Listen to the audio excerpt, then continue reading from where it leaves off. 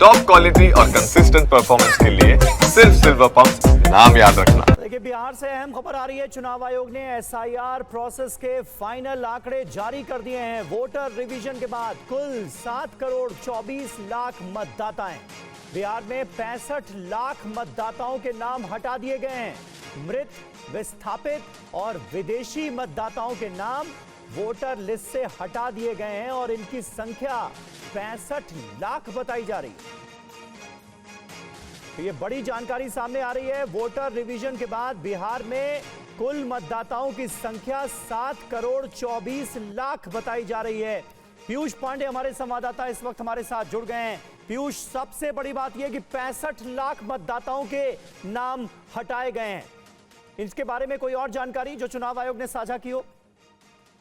बिल्कुल समीर, देखिए करीब 65 लाख जो मतदाता हैं उनके नाम हटे हैं और वो मतदाता वो हैं जो मृत हो गए हैं या फिर जो स्थायी रूप से विस्थापित हो गए और या फिर उनके कई जगह पर इनरोल हुए थे नाम मतदाता के तौर पर और अब उनको सिर्फ एक ही जगह मतदाता के तौर पर मतदान करने को मिलेगा।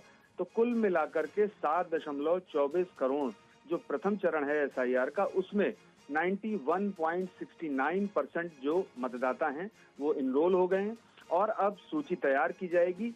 1 अगस्त से लेकर के 1 सितंबर तक सभी लोगों के पास जो मतदाता सूची में छूट गए हैं, जैसे कि 20,000 से ज्यादा फॉर्म ऐसे हैं जो अभी बीएलओस के पास नहीं पहुंचे थे और वो नाम अभी शामिल करा सकते हैं 1 अगस्त से 1 सितंबर तक। और इस दौरान कोई गलती से अगर छूट गया है तो वो अपील करके अपनी बात रख सकता है और सूची में शामिल हो सकता है। इसके अलावा अगर किसी को नहीं शामिल किया गया या कोई आपत्ति थी तो वो भी अपील कर सकता है।